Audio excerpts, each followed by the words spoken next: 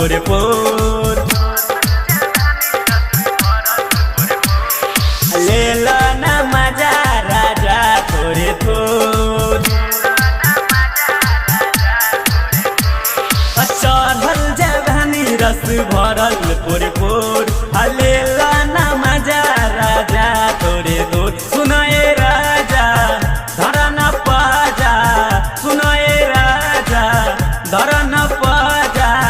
लेला ना मजा मजा मजा मजा मजा लेला ना मजा मजा मजा मजा मजा लेला ना मजा मजा मजा मजा मजा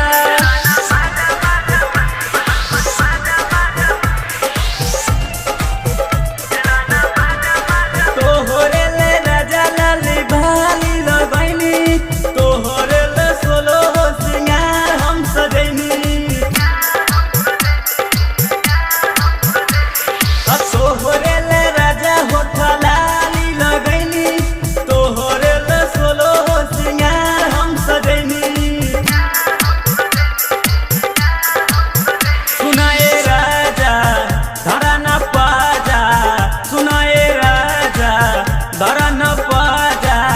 लेला ना मजा मजा मजा मजा मजा लेला ना मजा मजा मजा मजा मजा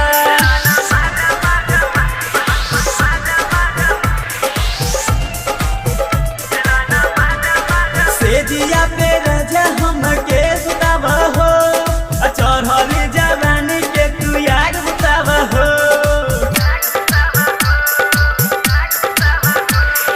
सेजिया पे राजा हमके सुताव हो